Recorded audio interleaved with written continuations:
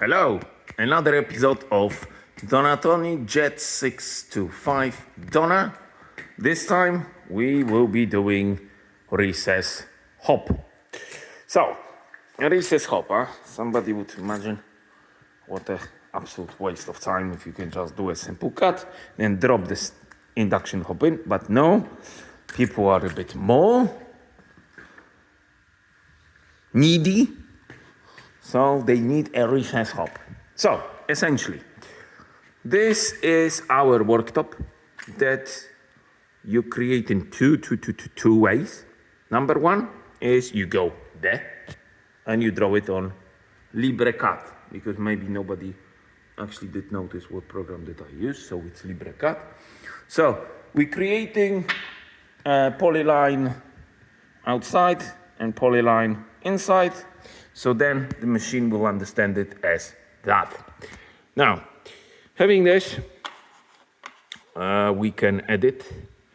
One second, let's flip and have the proper, now trying to do it this way. Impossible, man, impossible. So we edit. Now, this is our cutout. And now, the tricky part is, in getting it the correct way, is first of all, you need to know what's the outside of the induction hop measurements are. In other words, from glass to glass, from one end of the glass to the other, that's the measurement. That's what you need to know, because then you need to know the rim distance. So essentially, how much of the amount is required by the manufacturer for the induction hop to sit on in kind of a lower in the stone. So let's say that in our case, it's 8 mil. Yeah, it's 8 mil there, which means that the total bit of the induction hop, let's say it's 500. Yeah, that means that it includes the 8 mil distance for the rim from one end and 8 mil on the other end, which means that your cutout needs to be minus 16 mil in this case. Yeah,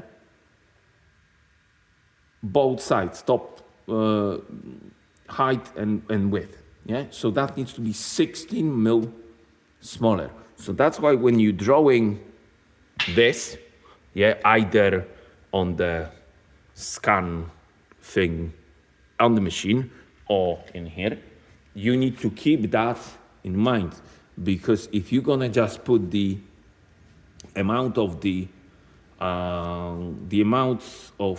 actual length of the induction hop, then the machine thinks that you need to add rim on top, which then will mean that your induction hop will not essentially sit in, it will drop in because the opening will be too big. So essentially what we're gonna have to do is, now we have our area as recess. So penetration, that essentially means how low the drop will be. Essentially, as far as I remember, average induction hop requires 7-8 mil. It's better to go lower because you can always put a little 1 mil packer underneath. Nobody will ever see, so that's not a problem. So we do that, and then we mark around. So this is our rim. So as you can see, distance from kind of a there to there is 6 mil. Yeah, so that's what the machine will cut. So this is that. Obviously, to make your life even easier, you need to think about those corners. So we go back. Now we do a little milling. We do corneros, which means we need to. This needs to be corner. Huh? This needs to be corner, I think. And we need to do wrong. Okay, not corner. For fuck, Go back. Go back. See, it's a learning curve, huh? Problem, it is learning curve.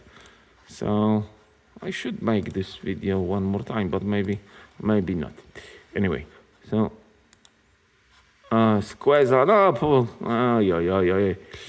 Anyway, this was an instructive video. It isn't anymore. Okay. So this is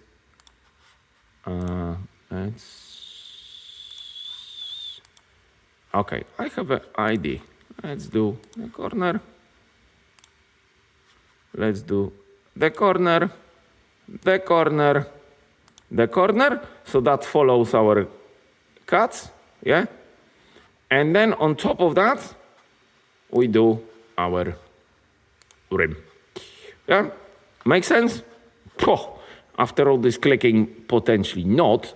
So what I suggest you watch the video again.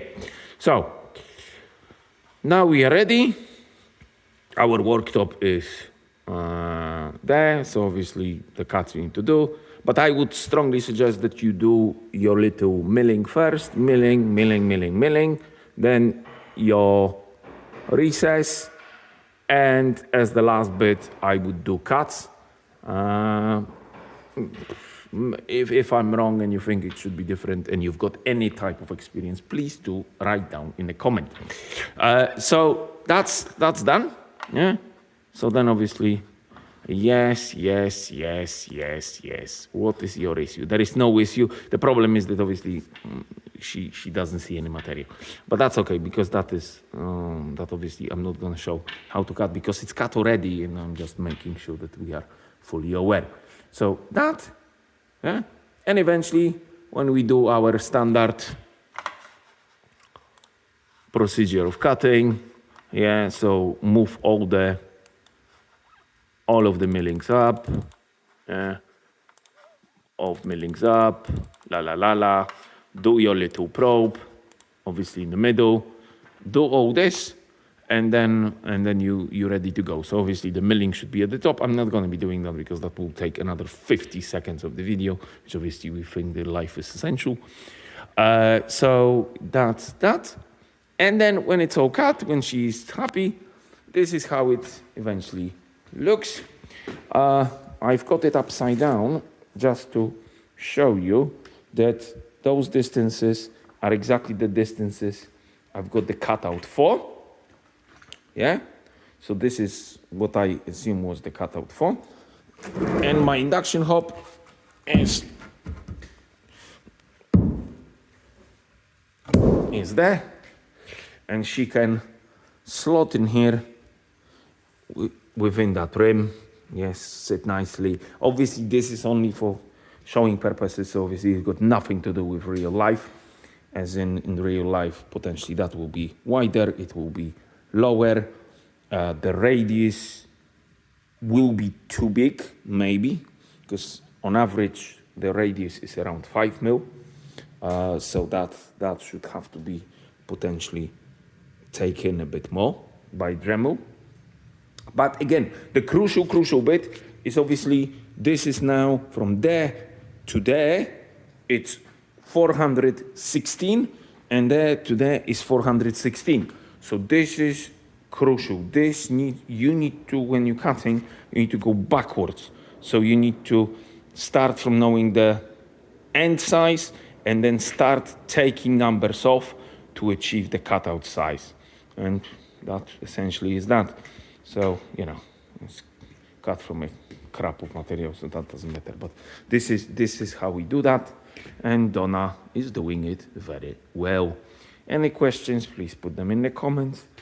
And look for more videos as they are coming pretty frequently. Thank you. Bye.